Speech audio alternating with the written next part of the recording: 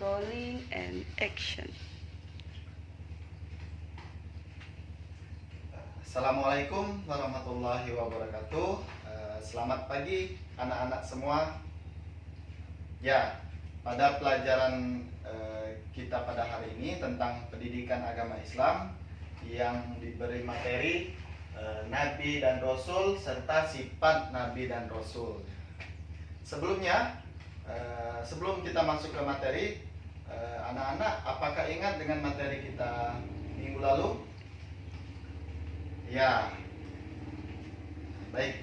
Sekarang kita langsung masuk ke materi Nabi dan Rasul. Anak-anak sudah tahu siapa Nabi dan Rasul itu? Ya, Nabi dan Rasul itu ialah orang-orang pilihan yang dipilih oleh Allah untuk berdakwah kepada umat manusia, untuk mengajak kepada kebaikan, untuk mengajak kepada ketaatan kepada Allah, dan menjauhi larangan-larangan Allah. Lalu apa saja sifat-sifat Nabi dan Rasul? Yang pertama yaitu sidik. Ya, sidik. Sidik itu artinya benar atau jujur. Nah, Nabi dan Rasul itu selalu berkata baik, selalu berkata jujur kepada siapapun, kepada anak-anak, kepada orang tua, kepada sahabatnya, kepada teman-temannya dalam menyampaikan dakwah dan kebaikan. Ya. Selagi anak-anak kita ulangi, sidik itu apa? Ya, sidik itu jujur dan benar. Ya. Lalu yang kedua, sifat Nabi ialah fatona. Fatona itu artinya cerdas. Ya, Nabi dan Rasul sebagai orang-orang pilihan itu orang yang cerdas. Cerdas dalam segi pikiran, cerdas dalam segi akal, dalam berdakwah dia selalu cerdas. Nabi itu orang yang ketika ditanya ia selalu tahu, ia selalu pandai dalam menjawab. Ya, baik itu karena perkataan Nabi baik, Nabi juga cerdas, begitu ya. Lalu materi yang sifat Nabi yang ketiga yaitu tabligh. Tabligh, ya. Tabligh. Ulangi anak-anak, apa? Tabligh, ya. Tabligh. Tabligh. Tabligh itu artinya menyampaikan. Ya, menyampaikan. Nabi dan Rasul memiliki pengetahuan yang luas. Karena Karena Nabi itu orang yang jujur, orang yang benar, dan memiliki banyak pengetahuan. Di fatona tadi, tabligh ini ialah sifat Nabi untuk menyampaikan kebenaran. Ya, menyampaikan kebenaran, menyampaikan pengetahuan dakwah untuk berbuat baik, untuk menyebarkan agama Islam.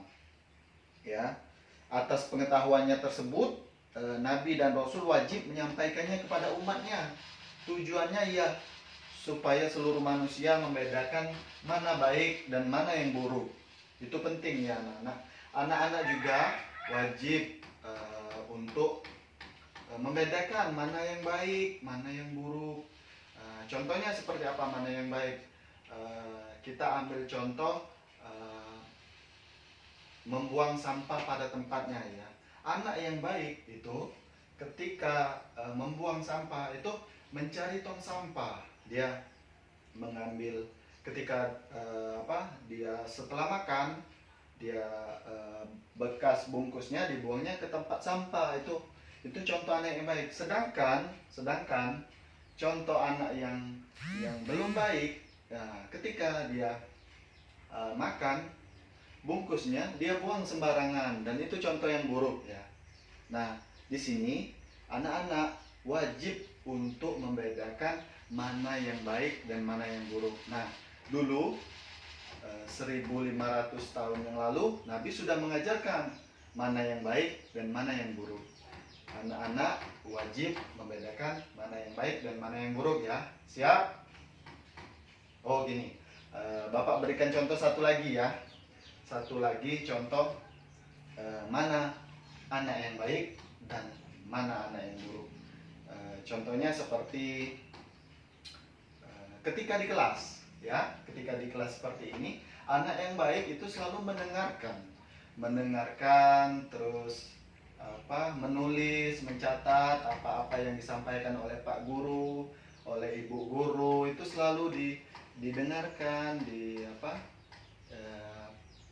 ditulis mana materi-materi pelajaran-pelajaran yang disampaikan oleh Pak Guru dan Ibu Guru. Sedangkan anak yang belum baik, yang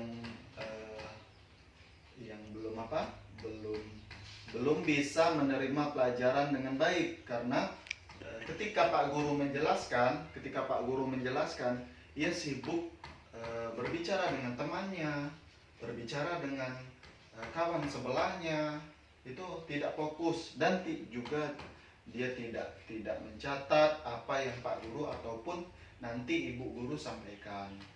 Dan itu pula menjadi anak yang tidak berpengetahuan, karena dia tidak memperhatikan Pak Guru atau Ibu Guru yang menjelaskan di depan. Itu contoh mana anak yang baik dan mana anak yang belum baik. Jadi kita wajib menjadi anak yang baik, ya anak-anak ya. Boleh diulangi apa tadi yang disampaikan dan diajarkan Nabi SAW? Ya, yaitu tabligh, ya, menjadi anak yang baik, kita menjadi anak yang jujur dan anak yang cerdas. Lalu terakhir, kita apa itu sifat Nabi dan Rasul? Yang terakhir yaitu amanah, ya. Amanah itu apa? Amanah itu ketika kita mendapatkan kepercayaan dari teman kelas kita dipercaya oleh teman kita, ya. Ketika kita mendapatkan dipercaya oleh teman kita, ya kita harus amanah, ya. Amanah itu kita dapat dipercaya, karena Nabi dan Rasul itu dulu 1500 tahun yang lalu itu menjaga kepercayaan Allah Subhanahu wa taala. Setiap tugas yang diperintahkan oleh Allah untuk dijalankan dengan sungguh-sungguh, ya.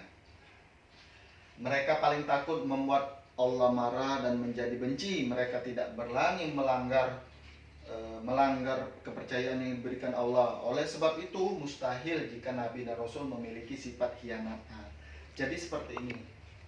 Contohnya, ketika anak-anak dipercaya oleh teman sendiri, teman sebangku, untuk mengerjakan tugas bersama. Jadi kita bisa bekerja sama dengan kawan sekelas kita. Nah, dengan itu pula kita menjadi anak yang banyak temannya. Ketika kita dipercaya banyak temannya, jadi berteman dengan teman kelas lainnya, karena kita orang yang baik, orang yang cerdas, anak yang dipercaya, anak yang berpengetahuan luas, sehingga kita menjadi dikenal sebagai anak yang baik. Anak-anak wajib memiliki sifat amanah, ya. Ini Bapak tanya dulu, ya, yang depan sini, anak Budi, ya, anak Budi, coba sebutkan 4 sifat Nabi dan Rasul tadi. Ya, Bapak ulangi: sidik, fatona, tabligh, dan amanah. Ya, anak-anak wajib untuk memahami dan mengingat, ya, sifat Nabi dan Rasul, yaitu sidik, jujur atau benar; fatona, tabligh, menyampaikan amanah, dipercaya oleh teman-teman sekelas, ya. Oke, itulah materi kita pada hari ini. Untuk tugas selanjutnya, Bapak akan memberikan tugas untuk minggu depan. Tugasnya ialah anak-anak ceritakan ceritakan tentang kisah sahabat-sahabat Nabi yang juga mentaati Allah dan Nabi, yang juga memiliki sifat sidik, fatona, tablik, dan amanah ya. Ceritakan cukup pendek saja, ceritakan tentang kisah sahabat Nabi yang juga mempunyai sifat yang mulia ya. Satu orang anak-anak, satu orang itu anak-anak punya satu kisah ya. Itu ya. Itu tugas kita minggu depan. Baik. Itulah materi Bapak. Ada yang ingin bertanya? Oh baik, sudah selesai ya, sudah paham semua ya. Baik, Bapak akhiri pelajaran kita pada hari ini dengan mengucapkan Alhamdulillah. Sekian dari Bapak. Assalamualaikum warahmatullahi wabarakatuh.